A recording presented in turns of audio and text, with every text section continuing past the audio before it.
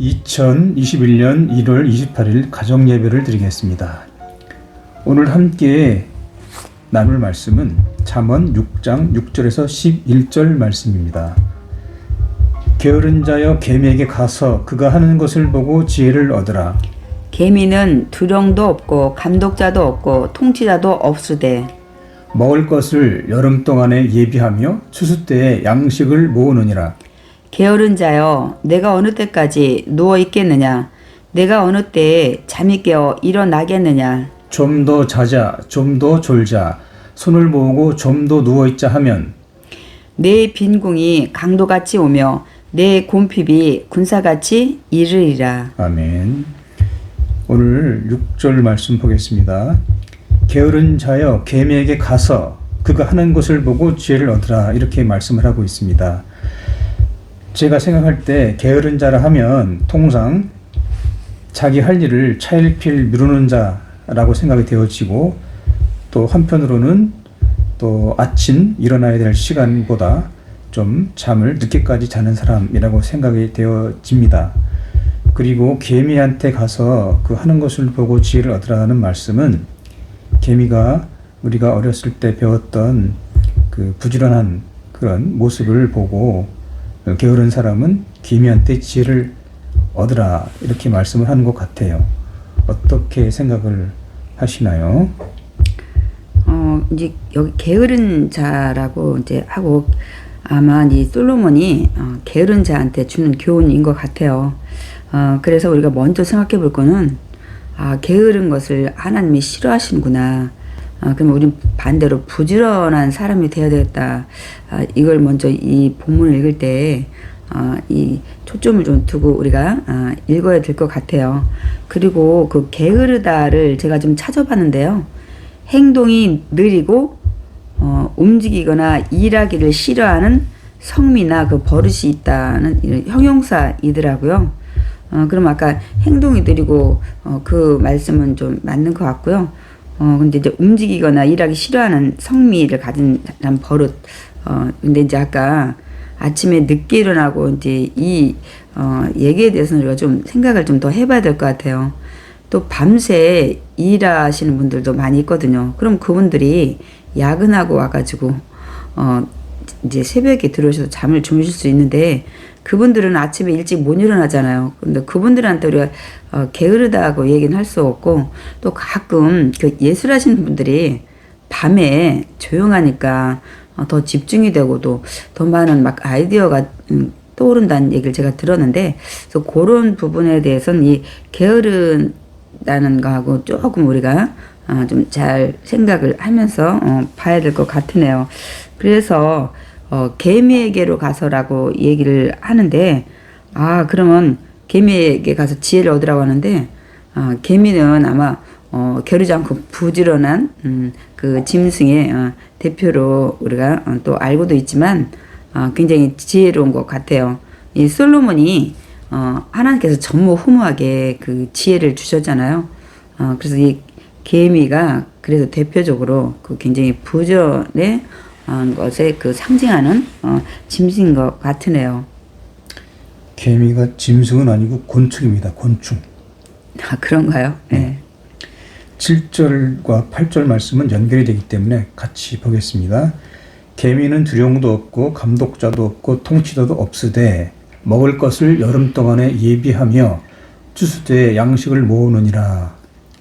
이 말씀은 제 생각에는 개미는 곤충으로서 누가 그 자기가 하는 그 일에 대해서 감독하는 두목 기비도 없고 통치자도 없다. 그렇기 때문에 먹을 것, 개미가 겨울에 먹을 것을 여름 동안에 준비해서 그 추운 겨울에 그 양식을 얻지 못할 때를 대비해서 부지런하게 모으기 때문에, 그래서 여기서 지혜를 얻으라 라고 말씀을 6절에서 하고 있는 것 같습니다. 개미는 글쎄 개미에 대해서 정확히 알지 못해서, 그래서 개미를 이렇게 지도하는 그 두목, 뭐 지도자나 뭐 여기 지금 통치자, 감독관을 얘기하고 있는데, 개미학자가 아니다 보니까 글쎄 이렇게 지도를 하는 이렇게 인도하고 막 아니면 뭐 채찍질하면서라도 이렇게 감독하는 그런 자가 있는지 없는지는 확실히 모르는데 아마 솔로몬이 지혜로우니까 개미가 없다는 것을 알고 얘기를 했겠죠. 근데 없지만 그러니까 다시 말씀드리면 아무도 자기가 할 일을 알려주는 사람도 없고 막 하라고 채찍질하는 사람도 없음에도 불구하고 먹을 것을 여름 동안에 예비하고 추수 때 양식을 모은다고 말씀하고 있네요. 그러니까 개미는 여름에 가을까지 추수할 걸 모으지 않으면 일할 수 없는 이 추수를 할 수 없는 겨울이 온다는 걸 미리 알고 정말 현명하게 그래서 아까 지혜를 배우라고 얘기를 하고 있었는데요. 이렇게 아무도 할 일을 알려주지 않지만 스스로 알아서 자기 자신의 먹을 것을 준비하는 것을 볼 수가 있네요. 그래서 우리도 이렇게 하라고 좀 말씀을 하시네요. 그렇다면 여름 동안에 추수 때에 그 예비를 미리 하고 뭐냐면 심고 뭐 거름을 준다든지 사람으로 말하면 이런 거잖아요. 열심히 먹은 추수 때 다 걷어서 창고에 이제 걷어서 드린다는 말씀을 하고 있는데 어떻게 지금이 열심히 일할 여름 아니면 추수 때인가요? 제 경우는 건강과 일할 수 있는 일터가 있기 때문에 저의 경우는 여름 동안에 해당이 됩니다. 여름 동안에. 그래서 아마 개미가 게으른 사람보다 훨씬 낫기 때문에 이 말씀을 솔로몬이 한 것 같은 생각이 드네요. 예. 여름이라고 생각을 하나요? 네, 여름입니다. 저한테는. 근데 여름 지금 일할 때인데 굉장히 막 피곤해 하잖아요. 그리고 직장을 그냥 어떤 때는 쉬고 싶다 막 그렇게 얘기를 하는 것 같은데요. 저의 경우는 일의 가지수가 보통 평범한 사람에 비해서 안팎으로 많다 보니까 육체적인 피곤함을 쉬 느끼고 그 피곤함을 제때 풀지 못해서 때로는 일할 수 있는 직장에 있으면 감사를 해야 되는데 너무 피곤하다 보니까 좀 쉬었으면 좋겠다는 생각이 사실 문득문득 들 때가 있습니다. 예. 그래요. 왜냐면 아직도 여름 동안이고 지금 또 추수할 때인지 모르겠어요. 앞으로는 뭐 누가 뭐 직장에 나오라고 뭐 일할 일터를 또 줄지 안 줄지도 모르기 때문에 지금은 여름 동안이라고 생각하고 또 추수할 때라고 생각하고 좀 피곤하지만 우리가 잘 조절하면서 그래도 지금 일할 수 있을 때 감사하며 일을 해야 될 것 같으네요. 감사하게 생각을 합니다. 하나님 은혜에. 9절 말씀, 10절 말씀, 11절 말씀은 연결되는 말씀인 것 같아서 같이 한번 제가 나눠보겠습니다. 게으른 자여, 내가 어느 때까지 누워 있겠느냐? 내가 어느 때에 잠이 깨어 일어나겠느냐? 좀 더 자자, 좀 더 졸자, 손을 모으고 좀 더 누워 있자 하면 내 빈궁이 강도같이 오며 내 곤핍이 군사같이 이르리라. 9절, 10절, 11절 말씀을 제 생각을 말씀을 드리면 게으른 사람은 육체가 그 원하는 대로 잠이 깨어날 때까지 자면 그것이 이제 습관화가 되고 또 계속해서 또 자자 또 졸리면 또 졸린 대로 또 자자 그리고 또 더 편한 모습으로 또 손까지 모으면서 자자 이렇게 하면 그 강도가 집안에 어느 날 갑자기 우리가 모르는 사이에 다녀가는 것처럼 내 생활에도 그 알지 못하는 사이에 내 그 어떤 게으른 생활로 인해서 가난이 닥친다. 그러니까 이거를 좀 깨달아라. 이런 말씀으로 생각이 되어집니다.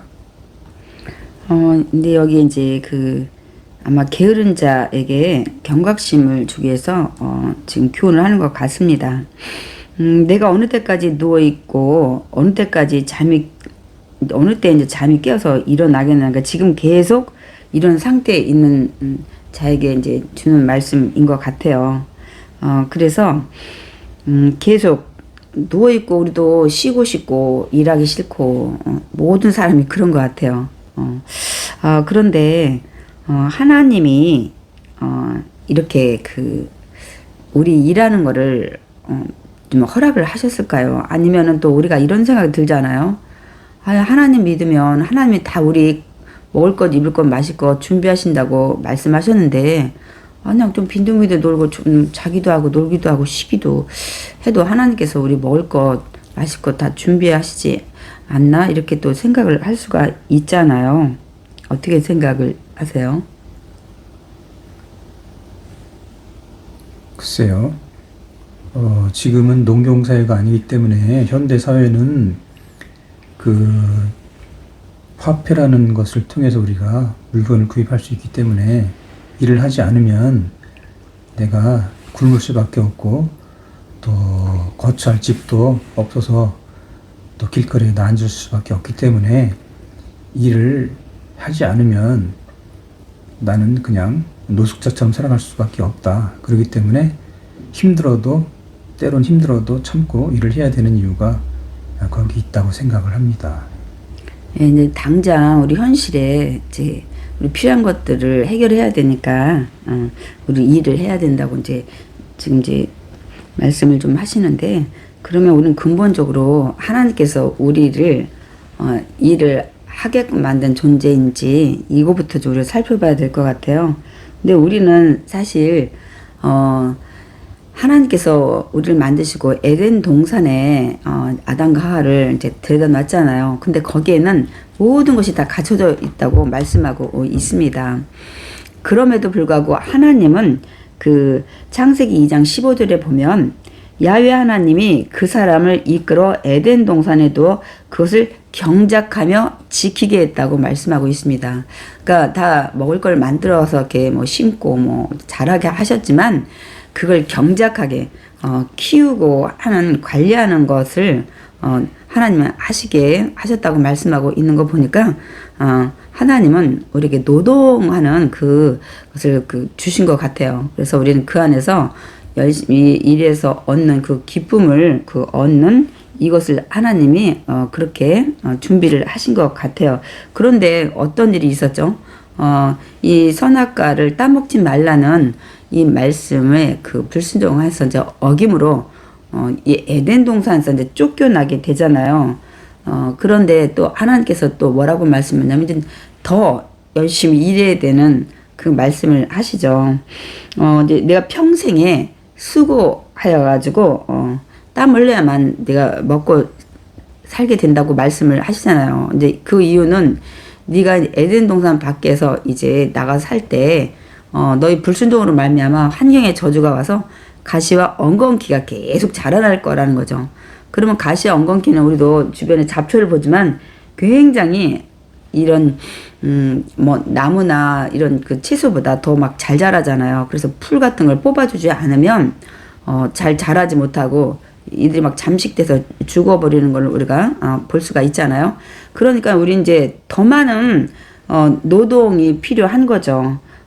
그래서 창세기 3장 18절에 보면 땅이 내게 가시덤불과 엉겅퀴를 낼 것이라. 내가 먹을 것은 밭의 채소인즉 내가 흙으로 돌아갈 때까지 얼굴에 땀을 흘려야 먹을 것을 먹으리니. 그렇기 때문에 우리는 인생에 땀을 흘려야 우리 먹을 게 입으로 들어오는구나. 우리는 이를 이제 하나님께서 이렇게 만드셨기 때문에 우리는 이 이치를 분명히 알고 게으르면 안 된다는 것을 우리가 알아야 될 것 같아요. 그래서 오죽하면 데살로니가 후서에도 보면 우리가 너희와 함께 있을 때라도 너희에게 명하기를 누구든지 일하기 싫어하거든 먹지도 말라 이렇게 말씀하고 있습니다. 그러니까 우리는 일을 열심히 해야 된다는 사실을 우리가 먼저 알고, 또 현실로도 그러잖아요. 일 열심히 안 하면 우리가 먹을 것도 없고 가난해지잖아요. 그래서 이런 성경의 말씀을 우리가 앞뒤로 다 이렇게 보면서 오늘 이 10절에 보면 너 언제 일어날래? 계속 좀 더 자지. 좀 더 졸지. 그 손을 모으고 좀 더 누워있자. 아우, 나 좀 더 쉬었다가, 아유, 나이가 좀 더 들 때까지 조금 놀다가, 이렇게 하다 보면 이제 결론이 11절이 온다는 말씀이잖아요. 11절에 보면 내 빈궁이 강도같이 오며 내 곰핍이 군사같이 이르리라. 그래서 여기 빈궁은 이제 가난하고 막 궁색한 삶이 강도같이 온다는 거예요. 강도는 그냥 무력적으로 막 아무 때나 들어오는 거예요. 그러니까 그냥 뭐 이거는 필사적으로 오는 거죠. 그 다음에 그 곰핍이라는 그 단어는 이건 막 이 아무것도 이제 할 기력이 없어요. 막 지쳐가지고 그 나중에는 너무 이런 상황이 되면 이제 할 의욕도 없어지는 거예요. 너무 힘들고 어려우면 일을 해야 되는 생각도 없을 정도로 그런 것이 막 군사같이 밀려와서 그리고 결국 가난한 사람은 나중에 더 가난하게 된다는 거죠. 소망도 없고 어떤 빌미도 있어야 되는데 아무것도 없는 그런 처지에 간다고 말씀을 하고 있네요. 그래서 그러니까 가난이 그냥 너 영원히 이렇게 네가 계속 살면 네 곁을 떠나지 않는다는 거야. 그냥. 그것이 늘 네 곁에 붙어서 가난이 계속 이어진다고 말씀을 하고 있네요. 그래서 오늘 이 말씀을 통해서 우리가 막 과로하거나 욕심을 내가지고 막 일을 너무 많이 막 잠을 줄이면서 하고 막 이런 거는 아니지만 우리는 적당한 노동력 안에서 자기가 주어진 본분을 최선을 다하면서 그 하루하루를 정말 기쁘게 또 감사하며 우리 주어진 시간 내에 최선을 다해야 될 것 같아요. 오늘 본문에 그 말씀을 우리가 이렇게 마쳤잖아요. 네. 어떤 뭐 느낀 점이나 교훈이나 적용 혹시 있으면 좀 말씀 좀 해주시겠어요? 오늘 말씀을 통해서는 게으른 자가 부자는 결코 될 수 없다. 게으른 자는 필연적으로 가난하다. 라는 말씀이 지극히 성경적이라는 것을 배웠습니다. 그 말씀의 근거가 아까 우리 함께 말씀 나눈 것처럼